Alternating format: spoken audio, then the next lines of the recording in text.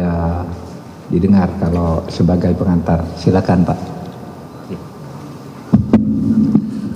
Terima kasih Pak Menko, rekan-rekan media. Hari ini saya hadir memenuhi undangan Pak Menko Polhukam terkait situasi Al Zaitun yang tentu menjadi perhatian publik di nasional.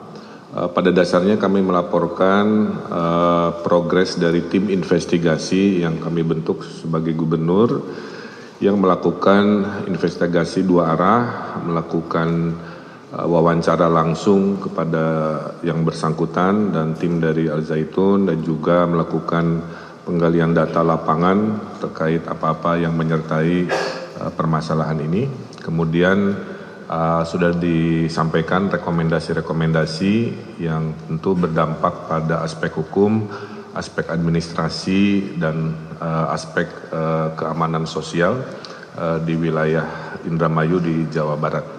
Nah, dengan selesainya penyampaian laporan, insya Allah dari Pak Menko akan menindaklanjuti dalam waktu yang tidak terlalu lama untuk memfollow up rekomendasi dari tim lapangan di Jawa Barat.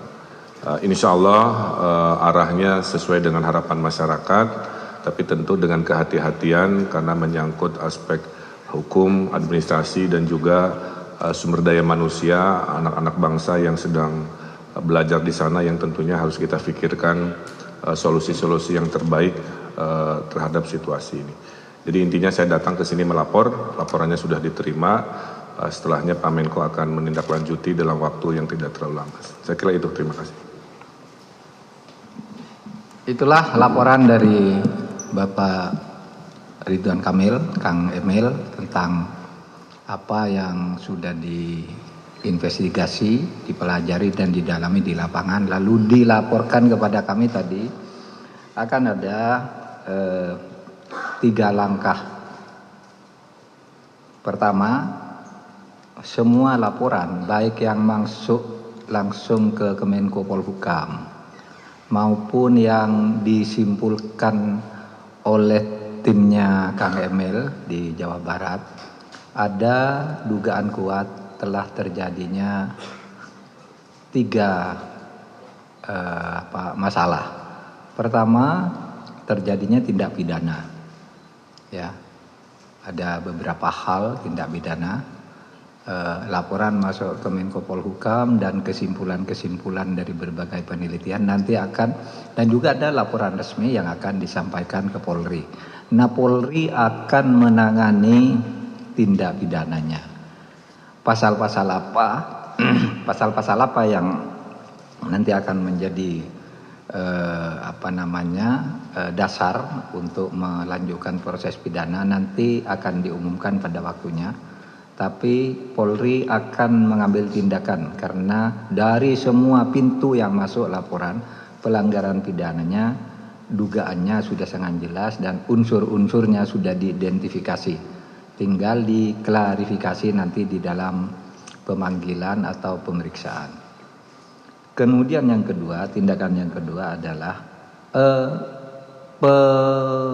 pemberian sanksi penataan administrasi kepada pondok pesantren, kepada YPI, Yayasan Pendidikan Islam, yang mempunyai kaki pesantren dan kaki lembaga pendidikan secara berjenjang sampai tingkat perguruan tinggi. Nah, ini akan dilakukan tindakan hukum administrasi. Kalau yang pertama tadi tindakan hukum pidana, yang kedua ini tindakan hukum administrasi terhadap Yayasan Pendidikan Islam yang mengelola pesantren Al Zaitun dan sekolah-sekolah madrasah yang dikelola oleh Kementerian Agama. Nah, tindakan administrasi ini dengan tetap menekankan pada pentingnya memberi perlindungan terhadap hak para santri dan murid yang belajar di sana. Seumpama dilakukan tindakan hukum, kita akan menyiapkan dulu langkah-langkah agar mereka yang mempunyai hak konstitusional untuk belajar itu tetap berjalan, tetapi pembenahan dan penataan serta pelurusan secara hukum atas penyelenggaraan YPI itu akan kita segera lakukan, ya, tindakan hukum administrasinya. Pidananya akan segera diproses. Kemudian tindakan yang ketiga ini menjadi tugas lagi Kang Emil sebagai gubernur bersama Kabinda, Polda, Kesbang, TNI dan sebagainya lah di Jawa Barat, yaitu menjaga kondusivitas, ketertiban sosial dan keamanan. Nah, kita pasrahkan yang di lapangan, tolong dikoordinasikan dengan seluruh aparat. Kalau perlu koordinasi dengan pusat dalam hal-hal tertentu, kita buka jalur dengan Pak Gubernur gitu untuk mendata itu. Jadi 3 tindakan ya, pidana, administrasi, dan sosial keamanan, tertib sosial dan keamanan. Ada pertanyaan?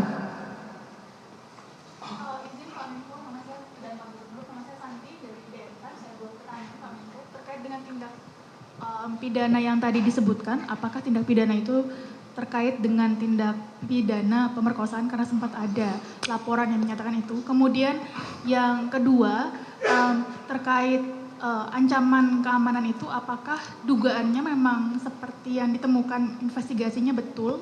Dikatakan ada dugaan atau sarang dari tindak terorisme di dalam pondok pesantren yang bersangkutan. Terima kasih Pak Menko. Pak Gubernur. Nanti itu akan diumumkan secara resmi dalam waktu tidak terlalu lama. Pasal-pasal apa yang akan dikenakan. Tapi tadi Pak Gubernur sudah memberi isyarat kepada kita, kira-kira kesimpulannya sama dengan apa yang menjadi pandangan publik. Nah, nanti saudara tafsirkan sendiri pasal-pasal apa yang sudah ada di situ. Saya tidak akan sekarang, karena itu harus lebih hati-hati menyebut pasal-pasal dugaan itu. Ini belum sangkaan ya, baru dugaan. Baru sesudah duga diklarifikasi, baru sangkaan.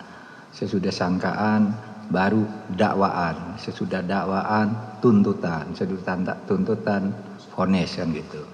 Dengan macam-macamnya gitu. Jadi ini masih panjang. Jadi saudara jangan salah, tindak pidana itu kepada perorangan, ya, kepada pribadi. Kemudian tindakan administratifnya akan dilakukan kepada institusi YPI, ya, dengan penekanan menyelamatkan dan melindungi hak-hak belajar para santri dan murid-murid sekolah yang dikelola oleh YPI. Lalu tindakan ketertiban sosial dan keamanan itu di lapangan Pak Gubernur yang akan mengkoordinir. Jadi kami sudah berbagi tugas nih, Kementerian Agama itu urusan hukum administrasinya dikoordinir oleh Pak Deputi 6. Kemudian masalah hukum itu tadi dari Polri bersama BNPT dan Kejaksaan. Kemudian yang ketertiban masyarakat dan keamanannya ada di Pak Gubernur. Jadi jangan dicampur aduk ya. Kadangkala dicampur aduk gitu, jadi masyarakat jadi resah, pertanyaannya banyak. Itu aja, ada 3 jenis tindakan. Sekian, terima kasih, cukup. Assalamualaikum warahmatullahi wabarakatuh.